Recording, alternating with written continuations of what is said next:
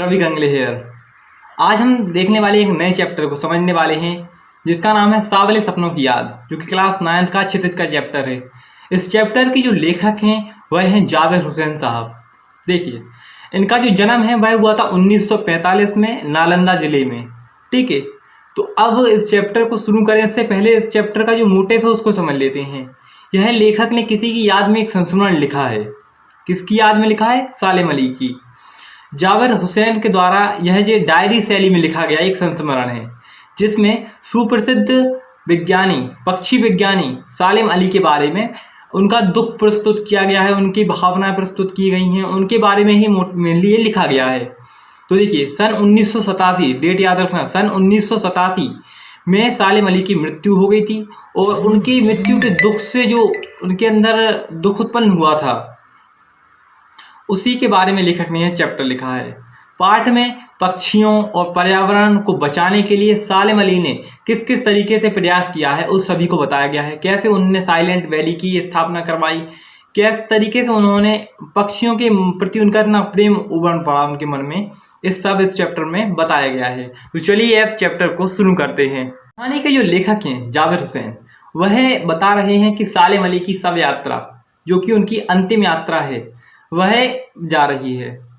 अब वह सालेम अली के बारे में कहते हैं, वह प्रकृति में उसी तरह मिलकर रहती थी जैसे कोई पक्षी अपनी आखिरी सांस तक उसी प्रकृति में मिलकर रहता है और उसी में गीत गाता है। वह पक्षी की करकराहट को, कोयल की आवाज़ को, सबको एक गीत बताती हैं।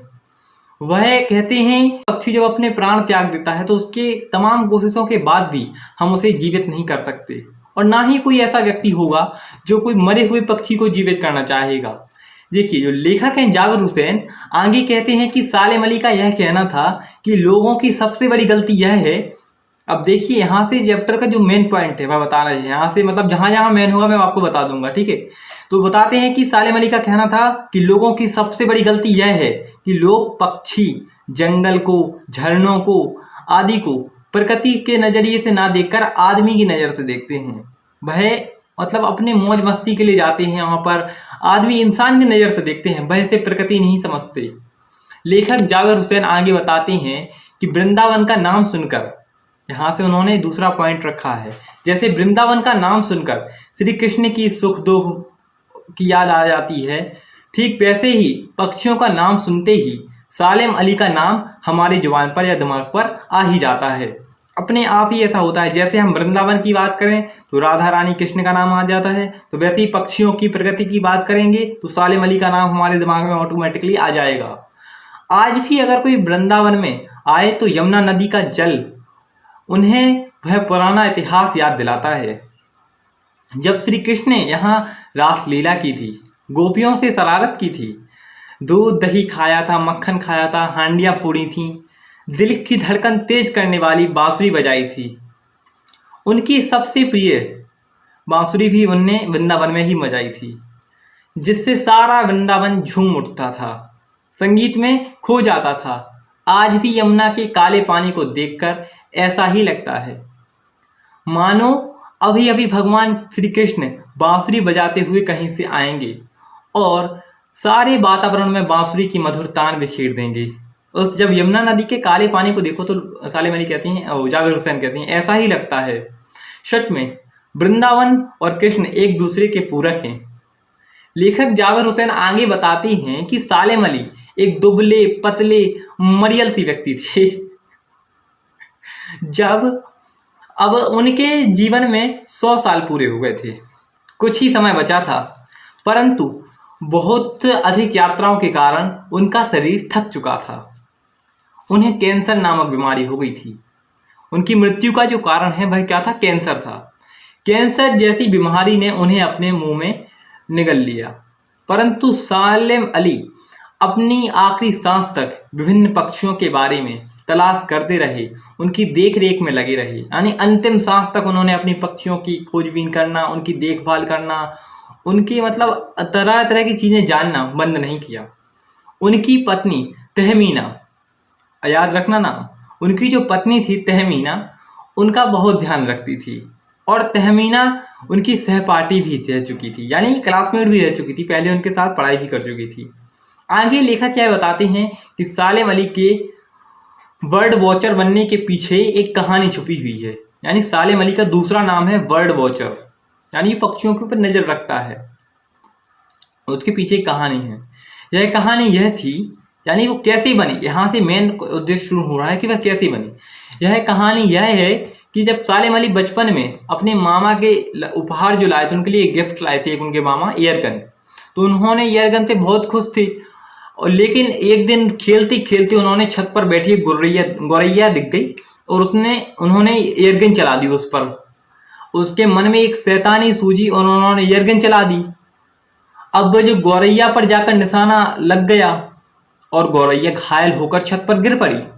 उसे घायल अवस्था में देखकर सालेम अली को बहुत पछतावा हुआ और उन्होंने स्वयं उसकी देखभाल करने का निर्णय ले लिया। उस नीले पंख वाली गौरैया ने सालेम अली को अपना जीवन ही, मतलब उस जब गौरैया थी, जब उन्होंने उसको मारा, और उसी घटना के कारण सालेम अली का पूरा जीवन ही बदल गया। उन्हें पक्षियों से बहुत प्यार रहने लगा। वे बर्ड वॉचर बन गए फिर। अब उनकी पत्नी जो तहमीना थी वह कहती थी कि मेरे से ज़्यादा तो मेरी छत पर बैठी गौरैया में सालेम अली के बारे में बता सकती है। आगे लेखक जावेद हुसैन यह भी कहते हैं कि यह घटना का वर्णन सालेम अली ने अपनी आत्मकथा फॉलो ऑफ ए स्पैरो में भी किया है। यानी उन्होंने एक आत्मकथा लिखी थी सालेम अली ने खुद। क्या? Follow of A sparrow, sparrow means गौरैया, फॉल मीन्स होता है गिरना, फॉलो ऑफ ए स्पैरो यानी गौरैया के गिरना। उनकी जो आत्मकथा थी उन्होंने इस बात का उसमें विवरण दिया है, इस चीज़ की जानकारी दी है। आगे लेखक दर्शाते हैं कि सालेम अली ने तत्कालिक प्रधानमंत्री, यानी उस समय के जो प्रधानमंत्री रहे होंगे, चौधरी चरण सिंह के केरल में साइलेंट वैली बनाने को, रेगिस्तान की भयानक हवा से बचाने के लिए एक साइलेंट वैली बनाने की मांग की। अब उन्होंने जब इस घटना को चौधरी चरण सिंह को बता रहे थे प्रधानमंत्री तत्कालिक, तो वह बहुत अत्यधिक भावुक हो गए थे। जावेद हुसैन बताते हैं कि वह दोनों ही दुनिया से जा चुके हैं, यानी चौधरी चरण सिंह भी और सालेम अली दोनों लोग ही जा चुके हैं। अब कौन है जो खतरनाक और बर्फ वाले तूफानी स्थानों से विभिन्न प्रकार की पक्षियों की रक्षा करेगा? जो तूफान आएंगे, जो रेगिस्तान से हवाएं आएंगी, जो धूल मिट्टी आएगी, उससे अब इन पक्षियों को कौन बचाएगा? अंत में लेखक जावेद हुसैन दर्शाते हैं कि सालेम अली पक्षियों की खोजने के विभिन्न प्रकार के तरीके अपनाते रहे। यानी पक्षियों को कैसे खोजना है, उनको विभिन्न तरीके अपनाते रहे। उनका प्रकृति अनुभव विशाल सागर के समान था। यानी उन्होंने प्रकृति को इतना ज़्यादा अपने अंदर संजो लिया था, इतनी ज़्यादा खोजबीन कर ली थी, जिस प्रकार सागर की सीमा को पता कर पाना मुश्किल है ना, असंभव है, वैसे ही सालेम अली ने कितनी ज़्यादा पक्षियों के बारे में खोजबीन कर ली थी, उसका पता कर पाना मतलब असंभव सा है। वे प्राकृतिक सौंदर्य से युक्त जीवन का प्रतिबिंब थे।